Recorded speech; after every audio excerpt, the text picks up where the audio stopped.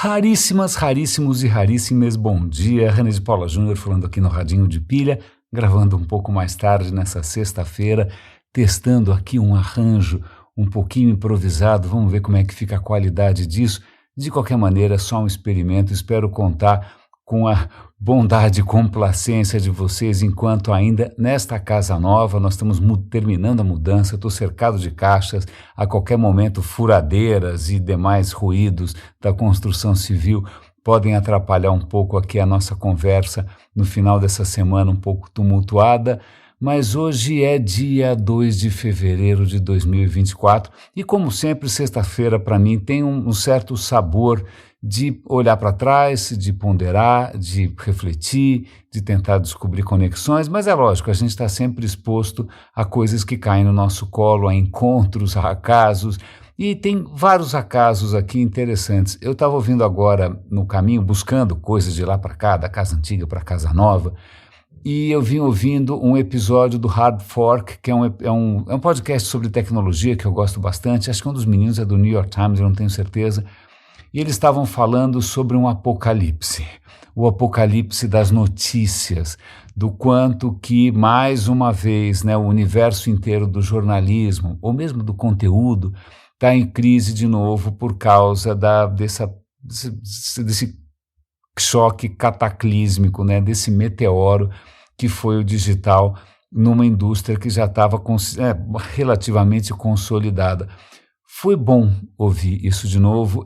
Vocês sabem que eu sou um grande fã do bom jornalismo, um grande fã de haver veículos, de haver liberdade de imprensa, né? Um grande fã de conteúdo de qualidade, de gente que está aí apostando, né, em algumas bandeiras, em algumas tochas, aqui o Radinho também hasteia nesse tempo de trevas.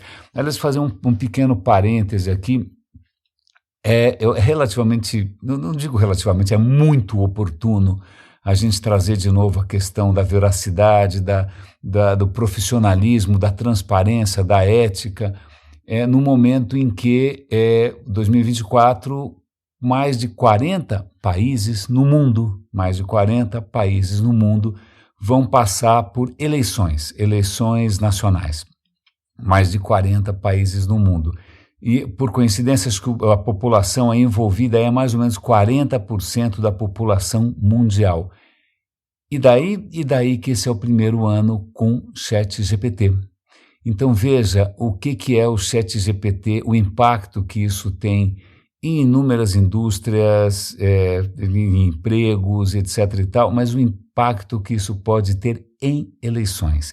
E eleições definem o futuro ou o retrocesso de países por anos e anos e anos. Elas mudam o jogo, elas viram o tabuleiro, né? A gente acabou de ver essa eleição insana na Argentina, que elegeu um completo maníaco, uma figura que não passaria em nenhum teste psicotécnico, né? Usando essas ferramentas generativas, né? Tanto o DALL-E, ChatGPT, o que você quiser, para produzir conteúdos tóxicos, horrorosos, né? Imperdoáveis, mentiras. Será que isso mudou o resultado da eleição? Isso deu mais chance para o Milei?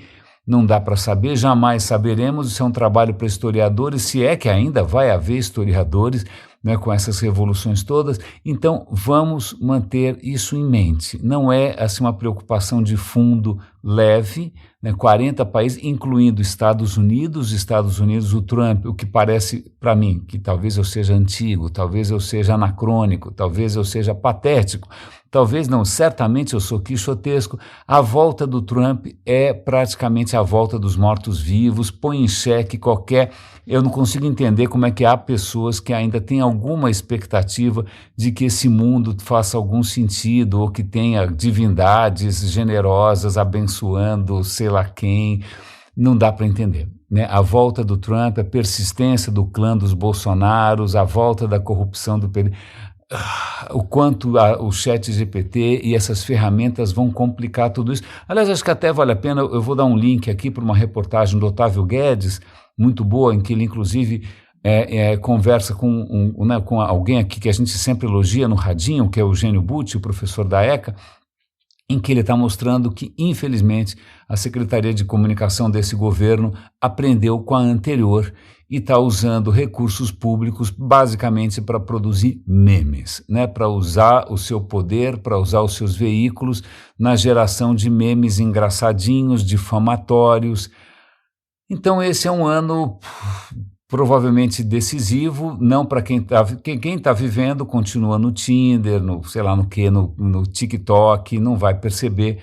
Isso vai ser um trabalho para os historiadores um dia olharem para trás, né, e verem onde que a coisa começou a azedar enquanto ninguém percebia. E eu vou pegar um gancho com a história dos historiadores, porque na volta eu vim ouvindo Hard Fork falando de novo sobre o apocalipse das notícias. Acho que vou me estender um pouco, depois a gente fala dos historiadores. Bom, eu não vou repetir aqui uma história que muita gente conhece, né? Os jornais e veículos faziam dinheiro com anúncios de classificados, com grandes campanhas publicitárias, e tudo isso começou a ser colocado em xeque, primeiro por sites de classificados que você não precisava mais pagar para o jornal, né? Depois vem a outra bomba atômica, que é você poder criar o seu próprio anúncio através do Google. Então essas fontes de receita começam a minguar, né? Ninguém precisa mais de um jornal para fazer anúncio, certo? E para complicar, o jornal que sempre teve anunciantes, ele passa a ter visitantes, porque os anunciantes, aqueles que pagavam, começam a virar praticamente zero, né? E vem os visitantes que o quê? Descobriram a notícia do jornal em alguma plataforma, no Google, no Facebook, né? O cara viu uma notícia no Facebook, viu uma notícia no Twitter, e ele nem lembra que jornal que é, né? Ele não lembra, a notícia descolou do jornal, né? Então, bom, ok, perdemos o assinante, não temos mais uma relação direta com o assinante, mas, puxa, essas plataformas estão gerando um tráfego incrível. Nossa, quanta gente vem do Facebook, quanta gente vem do Google, quanta gente vem do Twitter, que beleza! Só que não até o momento em que essas plataformas resolvem mudar alguma regrinha, e isso puxa o tapete embaixo dos pés dos jornais, e de uma hora para outra, como eu estava ouvindo agora, o Facebook acho que tá de mal com a questão de imprensa, ele não quer mais saber de dar tráfego para a imprensa. Então há veículos cujo tráfego vindo do Facebook caiu 50% a 99%.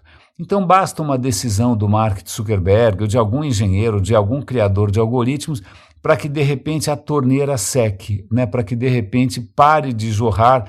Não, dinheiro já não jorrava mais, mas pelo menos jorrava atenção, e de repente essa atenção foi sequestrada.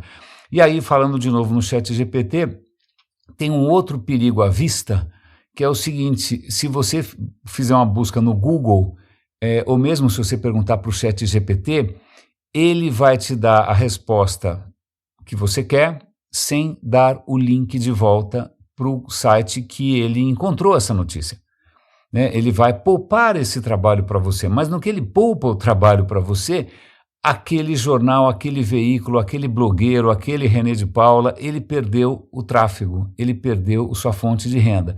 Pior, vamos imaginar que você estivesse procurando pelo melhor laptop de 2024, né? Tinha sites que gastavam um dinheirão com, né, repórteres, equipe, porque afinal isso, você coloca ali o seu ranking de laptops e você dá um link para uma Amazon da vida. Se o cara clicar ali e comprar, você ganha uma parcela dessa receita, né? Bacana, isso era uma fonte importante de receita para os jornais, esse tipo de receita compartilhada. Mas se de repente você fizer essa busca hoje, o Google ou o ChatGPT, ele mesmo faz, ele procura em todos os sites ao mesmo tempo, ele vai te fornecer e provavelmente ele vai ganhar com o link sem nenhum tipo de intermediação. Então veja, estamos num cenário bastante preocupante. Eles vão tentar apontar alternativas, eles não conhecem o meio do Pedro Doria, mas se conhecessem elogiariam, porque são veículos que são feitos, são praticamente cooperativas de jornalistas, tentando criar uma relação direta com seus leitores, né, tentando usar um modelo de newsletter paga, é o modelo da Silvia Bassi e da Cris De Luca também no The Shift, de novo, duas iniciativas que eu aplaudo, apoio, sou amigo de velhíssima data de todos eles, espero que dê certo, né? Não é o modelo que o Radinho seguiu, eu nunca quis monetizar, né, porque sempre foi uma atividade paralela. Agora que ela está se tornando aparentemente minha atividade principal, eu também não sei, jamais saberia como transformar isso numa fonte de renda. Eu conto, obviamente, com os super raríssimos aqui que contribuem voluntariamente, generosamente, graciosamente todo mês, mas são 15. Né? Então não é exatamente um modelo de receita, é simplesmente motivo para gratidão. Então eu vim ouvindo isso, são notícias preocupantes, né? Porque a democracia depende de eleitores informados, né? Isso os gregos, o Sócrates já percebia, desculpa, cara, se esse negócio de democracia é que o voto de todo mundo é igual, mas e se o cara votar naquele que fala bonito, naquele que faz promessas mentirosas, né? Naquele que é mais encantador, a gente não vai eleger o melhor. Então a democracia desde sempre dependeu dessa transparência, dependeu da independência do bom jornalismo, dependeu da verdade, da boa informação, e isso tudo está em xeque. Em xeque não só porque existem hoje um buffet, né, de alternativas a esse conteúdo um pouco mais tradicional, mais humano, mas também porque tem outros atores influenciando o jogo, como por exemplo esses novos robôs, e tem uma questão que vai comprometer inclusive os outros robôs. Por exemplo, o pessoal do Hard Fork menciona uma pesquisa alemã. Eles foram ver se o Google continuava uma boa fonte de bons resultados de busca. Não, porque hoje grande parte do conteúdo, justamente esse conteúdo que poderia gerar receita para algum jornalista, etc. e tal, está sendo gerado pelo ChatGPT. Então o ChatGPT está produzindo conteúdo de propósito para atrair a atenção do Google, não que o conteúdo seja bom, é só o ChatGPT descobrindo como seduzir um outro robô, né? Então os dois robôs se seduzem e aí o que acontece? Você passa a ter um mecanismo de busca que só aponta para conteúdo de quinta, de segunda mão, conteúdo ruim. E, curiosamente, né, veja só como tudo acaba degringolando na busca de um tentando hackear a atenção alheia, seja a atenção das pessoas, seja a atenção do leitor, e eu fico feliz que o pessoal da Hard Fork esteja otimista com esses modelos em que você descobre o que o seu leitor quer e cria uma relação com eles. Isso funciona talvez na América, né? Tem inúmeras iniciativas que dependem sim do patrocínio direto dos leitores, mas eu não, no Brasil, olha, se a Silvia e o Pedro estiverem conseguindo fechar as contas, eu agradeço, eu dou os parabéns, que aliás parabenizo, fico super feliz, mas a minha experiência é que para brasileiro pôr a mão no bolso por conta de algo que não dê status, que não seja um fone de ouvido da Apple ou um tênis da Nike, né, um iPhone 15, a coisa é complicada mesmo que a pessoa tenha recursos sobrando. Né? Recentemente eu tive a oportunidade de poder, ajudar uma pessoa com uma situação um pouco difícil, e eu falei, olha, vamos fazer o seguinte, você não precisa me pagar desde que você pegue essa grana e invista em você, invista em conhecimento, invista num curso, vá aprender inglês. Né?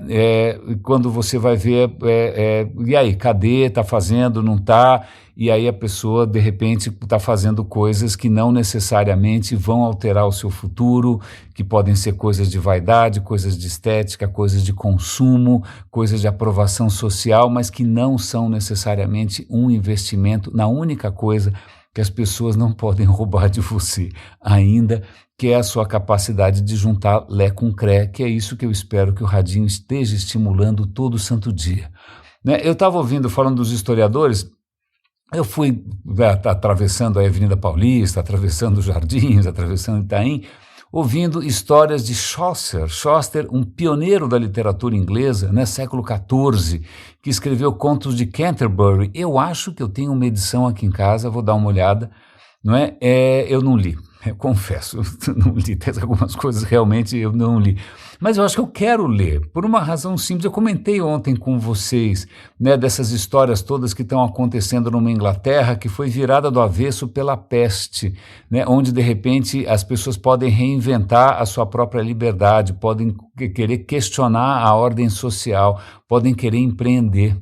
Né? E o Chaucer, quando faz Contos de Canterbury, é uma situação interessante. Várias pessoas se encontram numa taverna pessoas das mais diferentes camadas sociais. Você tem desde aqueles que rezam, aqueles que lutam, aqueles que trabalham. A sociedade medieval era dividida em três, né? Os que rezam e não fazem nada, né? Que é o clero, aqueles que lutam e não fazem nada, que é justamente a aristocracia e os cavaleiros e os, vamos chamar de militares, e aqueles que efetivamente trabalham, certo? Então, todas essas classes se encontram numa taverna e eles resolvem fazer uma disputa, quem conta a melhor história. E eu contei que o Chaucer faz uma coisa que é muito provocativa. Todas as fronteiras sociais, né, aqueles, quem você não sabe com quem você está falando, como assim, isso desapareceu, né? De repente é a hora do padre falar, e o padre, logo depois de um cavaleiro, né, olha só, e de repente o padre é interrompido por um camponês que também quer contar a história dele, por um fazendeiro. E ele interrompe e conta, o que é inimaginável, né? Era inimaginável até então você ter todo mundo na mesma mesa, ainda mais alguém atropelando e passando por cima das convenções sociais. Muito interessante, mas o que parece ser legal é que as melhores histórias são contadas pelo que é chamado da esposa de Bath. Bath, se eu não estou enganado, é uma cidade na Inglaterra que nasceu em banhos públicos romanos. Os romanos gostavam de banhos públicos, eram muito limpinhos, algo que a Idade Média esqueceu por 1000 anos, inclusive como limpar o próprio traseiro, porque você não tinha mais privadas públicas com água corrente. Eu nem quero imaginar como é que eles faziam. Pois bem, em Bath tinha ali tinha fontes termais. Elas existem até hoje. Eu não visitei, parece que é um lugar bonito, eu vi alguns vídeos bacanas. E essa esposa de Bath parece que devia ser uma figuraça, com cabelos pintados, uma roupa meio escandalosa. Ela parece ser ainda bastante insinuante, sexy, e ela se gaba de ter tido 5, 6 maridos. Aliás, quando ela conta a própria história, é mais legal do que a história que ela conta na sequência. Porque quando ela conta a própria história, ela conta dos maridos que ela teve, dos abusos que ela sofreu, mas ela está com uma situação muito boa. Ela pôde fazer a peregrinação para Santiago de Compostela. Esse era no turismo medieval, era para peregrinação religiosa. Ela foi 3 vezes para Jerusalém, o que significa que ela tem muito dinheiro. Aí você se pergunta, pera um instante só, uma mulher medieval que casou 5 vezes, que quer casar uma 6ª vez e que inclusive tem dinheiro para circular tanto assim, o que está acontecendo? Ela é uma modista, ela é uma costureira, ela é uma modista, ela é uma empreendedora, né? Do ponto de vista de feminismo, ela é uma pioneira, é uma mulher independente que escolhe os seus parceiros, né? Que tem suas próprias fontes de renda, que consegue inclusive viajar bastante. É um personagem que não se encaixa tanto naquelas 3 camadas medievais.